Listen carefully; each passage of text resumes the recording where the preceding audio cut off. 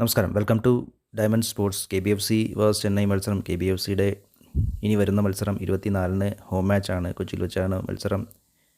KBFCയുടെ സംബന്ധിച്ചിടത്തോളം അതിനിർണായകമായ മത്സരമാണ് ചെന്നൈക്കെതിരെയും അതിനുശേഷം 28-ാം തീയതി ഗോവയ്ക്കെതിരെയുമുള്ള 2 ഹോം മാച്ച് തിരിച്ചു വരവിനുള്ള മത്സരം കൂടിയാണ്. നിലവിൽ കേരള ബ്ലാസ്റ്റേഴ്സ് 8 പോയിൻ്റോടുകൂടി 10ാം സ്ഥാനത്താണ്. ചെന്നൈ 12 പോയിൻ്റോടുകൂടി 4ാം സ്ഥാനത്ത് നിൽക്കുന്നു. കോച്ചിനും ഇത് അതിനിർണായകമായ മത്സരം കൂടിയാണ്. ഈ കേരള ബ്ലാസ്റ്റേഴ്സിൻ്റെ ഈ 2 ഹോം മാച്ചും റിസൾട്ട് നെഗറ്റീവാണെങ്കിൽ കോച്ചിൻ്റെ സ്ഥാനം തെറിക്കാനും ആണ് സാധ്യത എന്നാണ് അറിയാൻ കഴിഞ്ഞത്. ചെന്നൈ ടീമിൻ്റെ ഇതുവരെയുള്ള മാച്ചിൽ നിന്നും അവരുടെ ടീമിൻ്റെ ശക്തിയും ദൗർബല്യവും അത് കേരള ബ്ലാസ്റ്റേഴ്സിനെ എങ്ങനെ ബാധിക്കും, എങ്ങനെ കേരള ബ്ലാസ്റ്റേഴ്സ് അതിജീവിക്കും എന്ന് നമുക്ക് നോക്കാം. അവരുടെ സ്റ്റാർട്ടിംഗ് 11-ൽ സ്ട്രൈക്കേഴ്സായി ജോർദാൻ ഗിൽ ഓർ ചീമ തീർച്ചയായും ഉണ്ടാവും. 2 പേര് ആരാണെങ്കിലും നല്ല ബോഡി ഇട്ട് കളിക്കാൻ കഴിയുന്ന പ്ലെയേഴ്സാണ്. നല്ല ഷൂട്ടിംഗ് അക്യുറസിയും ഫിനിഷിംഗ് മികവും ഹെഡിങ് ഗോളാക്കാനുള്ള മികവും ഉള്ള പ്ലെയേഴ്സ് തന്നെയാണ്. ഇവരെ കേരള ബ്ലാസ്റ്റേഴ്സിൻ്റെ ഡിഫൻസ് നന്നായി ശ്രദ്ധിക്കേണ്ട പ്ലെയേഴ്സ് തന്നെയാണ്. ചീമ ഇതുവരെ 2 ഗോൾ നേടിയിട്ടുണ്ട്. അവസാനം കളിച്ച 4 മത്സരത്തിലും ജോർദാൻ ഗിൽ നല്ല ഫോമിലാണ്. അദ്ദേഹം ഇതുവരെ നിലവിൽ അദ്ദേഹം 6 ഗോളുമായി നമ്മുടെ ജീസസിന് തുല്യമായി നിൽക്കുന്നു. അദ്ദേഹത്തിൻ്റെ ഷൂട്ട് ഓൺ ടാർഗറ്റ് 11 ISLൽ. ഇപ്പോൾ ഷൂട്ട് ഓൺ ടാർഗറ്റിൽ അദ്ദേഹം 3ാം സ്ഥാനത്തുണ്ട്. ഇവർക്ക് കൂട്ടായി ഫറൂഖ് ചൗധരി ഓർ ഇർഫാൻ യദ്വദ് ആരെങ്കിലും ഇന്ത്യൻ ഫോർവേഡ്സ് ആയിട്ട് ഉണ്ടാവും. 2 പേരും ഫറൂഖ് ചൗധരി ഇതുവരെ 2 ഗോൾ നേടിയിട്ടുണ്ട്, 1 അസിസ്റ്റും. ഇർഫാൻ 1 ഗോളും 1 അസിസ്റ്റും ഉണ്ട്. 2 പേരും നന്നായി കളിക്കാൻ കഴിയുന്ന അത്യാവശ്യം നല്ല ക്വാളിറ്റിയുള്ള ഇന്ത്യൻ പ്ലെയേഴ്സ് തന്നെയാണ്. ഇവരെയും കേരള ബ്ലാസ്റ്റേഴ്സ് സൂക്ഷിക്കേണ്ടതാണ്. അടുത്തായി അവരുടെ മിഡ്ഫീൽഡാണ് അവരുടെ എൻജിൻ. അതിൽ ഫസ്റ്റ് 11 തീർച്ചയായും ഉണ്ടാവുന്നത് ഷീൽഡ് തന്നെയായിരിക്കും. ഷീൽഡ് ഓർ എൽസിയാനോ, 2 പേര് ഇവരാണെങ്കിൽ തീർച്ചയായും അവരുടെ അറ്റാക്ക് 2 പേരും സെൻട്രൽ മിഡായി കളിക്കും. അറ്റാക്ക് സെൻട്രലിൽ നിന്നാണ് തുടങ്ങുന്നത്. കേരള ബ്ലാസ്റ്റേഴ്സിൻ്റെ ഡിഫൻസീവ് മിഡായി ജീക്സൺ സിംഗ് പോയതോടുകൂടി അത്യാവശ്യം നല്ല വീക്ക് തന്നെയാണ് കേരള ബ്ലാസ്റ്റേഴ്സിൻ്റെ മിഡ്ഫീൽഡ്. അതിന് ഒരു പരിധിവരെ കേരള ബ്ലാസ്റ്റേഴ്സ് ഇവരെ തടയണമെങ്കിൽ തീർച്ചയായും കോയഫ് തന്നെ മിഡ്ഫീൽഡായി കളിക്കണം. നമ്മുടെ ആദ്യ 3 മത്സരത്തിൽ കോയഫ് കളിച്ചിരുന്നു. നല്ല രീതിയിൽ തന്നെയാണ് കളിച്ചത്. അതിനുശേഷമാണ് കോയഫിനെ ലെഫ്റ്റ് വിങ്ങായി പരീക്ഷിച്ചിട്ടുണ്ടായിരുന്നത്. ആ ഒരു പരീക്ഷണം കേരള ബ്ലാസ്റ്റേഴ്സിനെ സംബന്ധിച്ചിടത്തോളം മിഡ്ഫീൽഡ് ഡോമിനേഷൻ ഡിഫൻസീവ് ഒത്തിരി കേരള ബ്ലാസ്റ്റേഴ്സ് ത്രെട്ട് അനുഭവിച്ചിട്ടുണ്ട്. എന്തായാലും കോയഫ് തന്നെ ഡിഫൻസീവ് മിഡായി കളിക്കുന്നതായിരിക്കും കുറച്ചുകൂടി നന്നായിരിക്കുക. അതല്ലെങ്കിൽ ഷീൽഡ് ഓർ ബ്രംബീല ആയിരിക്കും. അങ്ങനെയാണെങ്കിൽ ഷീൽഡ് റൈറ്റ് വിങ്ങും ബ്രംബീല സെൻട്രൽ മിഡുമായിട്ടാണ് ഇതുവരെയുള്ള കളിച്ച് കാണുന്നത്. അങ്ങനെയാണെങ്കിൽ ഷീൽഡ് ഈ ഒരു കോംബോ ആണ് ചെന്നൈയുടെ ഏറ്റവും നല്ല ഒരു അറ്റാക്കിംഗ് കോംബോ ആയിട്ട് കാണാൻ കഴിയുന്നത്. ഷീൽഡ് ആൾറെഡി നല്ലൊരു സെറ്റ് പീസ് ടേക്കർ കൂടിയാണ്. അദ്ദേഹം നിലവിലിപ്പോൾ 4 അസിസ്റ്റോടുകൂടി 1 ഗോളുമുണ്ട്. അസിസ്റ്റ് പ്രൊവൈഡറിൽ ഒന്നാം സ്ഥാനത്തുള്ള പ്ലെയേഴ്സ് തന്നെയാണ്.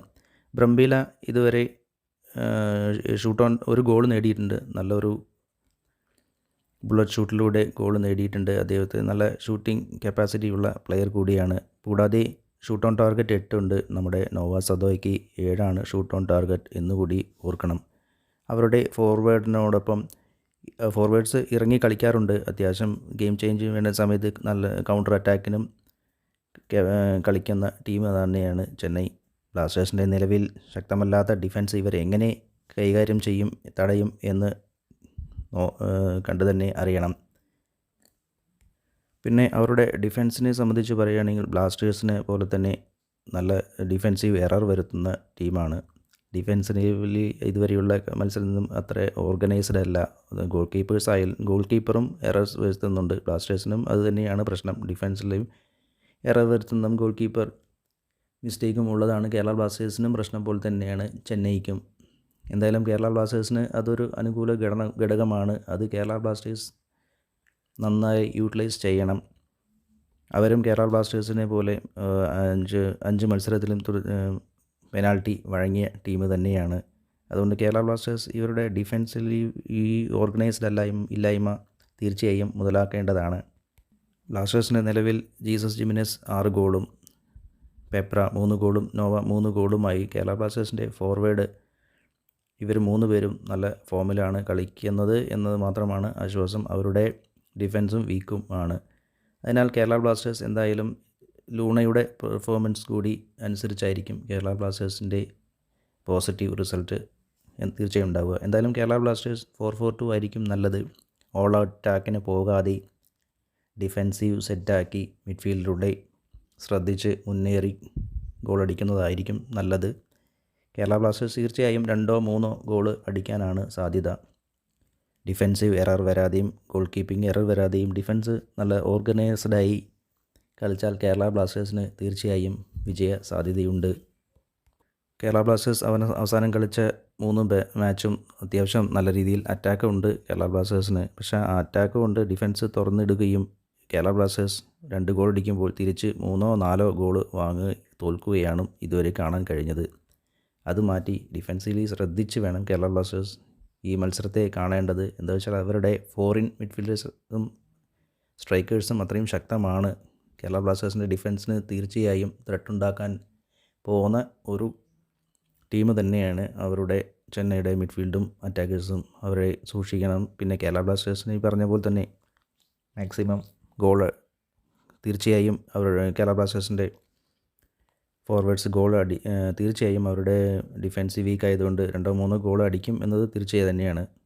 എന്തായാലും കേരള ബ്ലാസ്റ്റേഴ്സിന് വിജയിച്ചു വരാൻ ആശംസിക്കുന്നു. അതുപോലെ തന്നെ ഈ ചാനലും വീഡിയോയും ഇഷ്ടപ്പെട്ടാൽ തീർച്ചയായും ലൈക്കും സബ്സ്ക്രൈബും ചെയ്യുക. Thank you for watching.